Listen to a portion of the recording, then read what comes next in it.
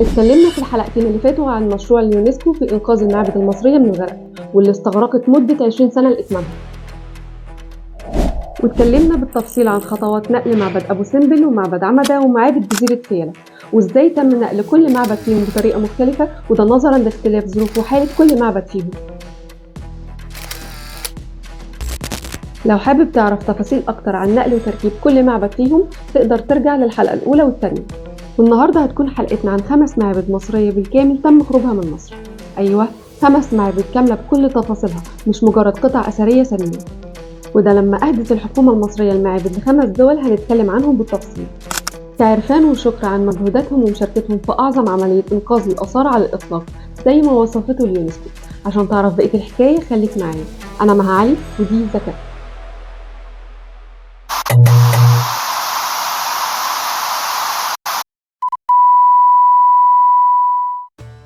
في 28 إبريل سنة 67 استلم المتحف الأمريكي المتروبوليتان معبد دندور المصري اللي اتبنى في القرن الأول قبل الميلاد في العصر الروماني.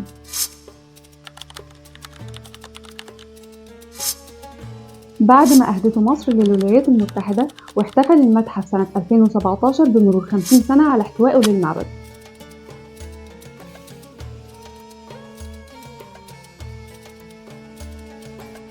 المعبد الثاني هو معبد طافا واللي اتبنى في العهد الروماني وتم إهداؤه لهولندا سنة 1960، وأعيد تركيبه هناك سنة 1971 في متحف الآثار بمدينة ليدن.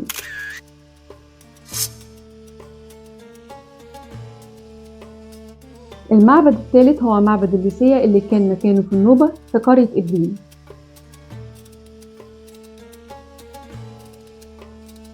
وبيرجع تاريخ بنائه لتحتمس الثالث، وتم إهداؤه لإيطاليا سنة 66 وتم حفظه في متحف تورين.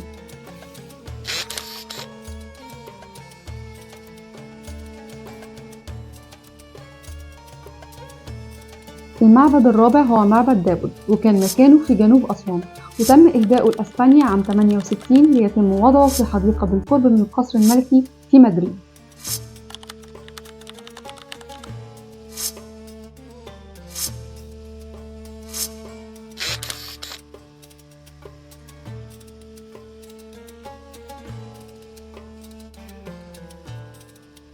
وأخيراً المعبد الخامس هو إحدى بوابات معبد كلبشة المعروفة بالبوابة البطلمية، وتم إهدائها لألمانيا ومحفوظة في جناح الآثار المصرية في متحف برلين.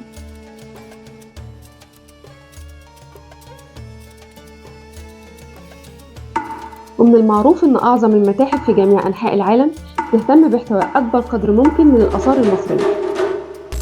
مش بس كده، كمان بتقوم بتخصيص جناح كامل خاص بيها وبيكون من أهم محتويات المتحف. ومصر عبر تاريخها كان ليها دور قوي في إصدار قوانين هدفها الحفاظ على آثارها من السرقة والنهب والإتجار، وكمان كانت من أولى الدول اللي حطت قوانين لحماية الآثار سنة 1835.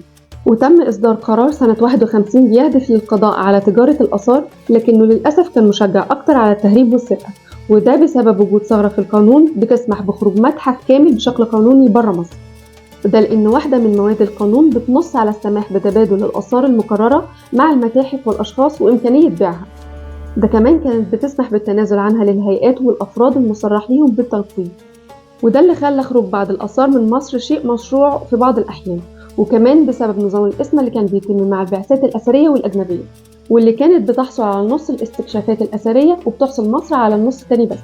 وظل الحال كما هو عليه حتى صدور قانون سنة 83 واللي كان نقطة فاصلة في تاريخ نظام قسمة الآثار مع البعثات المستكشفة، واللي قلل نسبة أحقيتهم في الآثار المستكشفة من 50% ل 10% بس، وإن تكون نسبتهم من القطع الأثرية المكررة، وتكون كمان لأغراض البحث العلمي والعرض المتحفي، ولا يجوز بأي حال الإتجار بيها. لحد ما تم تعديل القانون مرة تانية سنة 2010 وبينص على إن جميع الآثار المستكشفة سواء من البعثات المصرية أو الأجنبية هي ملك لمصر وحدها. وبلغ عدد القطع الأثرية اللي مصر استردتها من الخارج في خلال الفترة من 2011 ل 2022 حوالي 29,000 قطعة أثرية، وده من إجمالي مليون قطعة أثرية متواجدة ب40 متحف حول العالم. وإن أغلب الآثار المصرية اللي بتتواجد في الخارج إما تم تهريبها أو سرقتها أو خرجت من مصر بطرق شرعية زي مثلا إهدائها بشكل رسمي، زي ال5 معابد المصرية اللي اتكلمنا عنهم بالتفصيل واللي تم ضمهم في قائمة اليونسكو للتراث العالمي. ومصر في الحقيقة ما كانتش الطرف الوحيد اللي عاد عليه المشروع بالنفع بإنقاذ تراثها وتحقيق شهرة تراثية حضارية. كمان استفادت اليونسكو إنها نالت شهرة في قدرتها على إدارة مشروعات كبيرة بنجاح. كمان ادت ثقة وزخم للمنظمة، خصوصا إنه كان المشروع الأول من نوعه في تاريخ الإنسانية. مش بس كده، كمان من أهم النتائج اللي عادت على العالم إن مشروع إنقاذ معابد النوبة كان سبب رئيسي مباشر إنه تم اعتماد اتفاقية اليونسكو للتراث العالمي سنة 1972، وبعدها تم إنشاء لجنة التراث العالمي سنة 76، واللي بتهدف لحماية الأصول ذات القيمة الاستثنائية عشان يتم إدراجها في قائمة التراث العالمي، واللي بالمناسبة تم إدراج معبدين أبو سمبل ضمن القائمة سنة 79. ده غير أكتر من 20 موقع أثري مصري نصيب مصر في قائمة التراث العالمي، منهم القاهرة الإسلامية ومنطقة الأهرامات ودير سانت كاترين. ده غير مواقع تانية ما تقلش أهمية عن المسجلين، واللي وزارة السياحة بتعد ملفاتها وفق معايير اليونسكو عشان يتم تقديمها وإدراجها ضمن القائمة. ومعلومة يمكن مش كل الناس تعرفها إن قوائم التراث مش بس عشان التراث المادي، لأنه سنة 2003 تم اعتماد اتفاقية لصون التراث الغير مادي، واللي بتشمل لمصر 5 ممتلكات، وهي السيرة الهلالية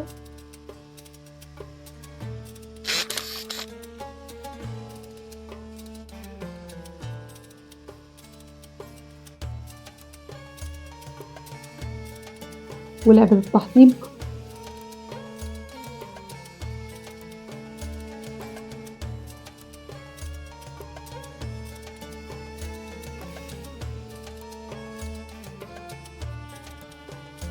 والأراجوز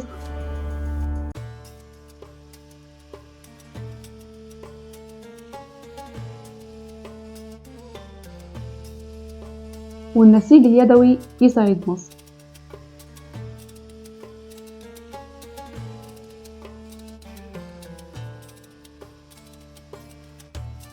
وآخرهم تم إدراج الاحتفالات المرتبطة برحلة العائلة المقدسة في مصر ضمن قائمة التراث الغير مادي سنة 2022.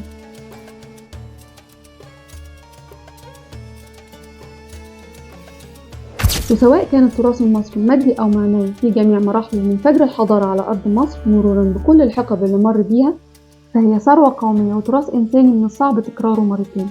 وعشان كده لم تبخل اليونسكو أو المجتمع الدولي بمدة 20 سنة كاملة من تاريخها بمنتهى التفاني والاهتمام لإتمام المشروع بالكامل وبنجاح مشرف. وده كان من المرات القليلة الحقيقة اللي اتحد فيها مختلف الجنسيات، واللي كان من المستحيل يجمع بينهم رابطة واحدة ورا هدف إنساني وتاريخي واحد. وهيفضل مشروع إنقاذ معبد النوبة من الغرق علامة مضيئة في سابقة أعمال اليونسكو وتكاتف المجتمع الدولي في لحظة ما من تاريخ الأمم. لو عجبك المحتوى ولسه ما اشتركتش، ياريت تشترك وتعمل لنا لايك وشير، وما تنساش تشوف الجزء الأول من الموضوع عشان تقول لنا في التعليقات اتقال كم مرة كلمة معبد في الحلقة.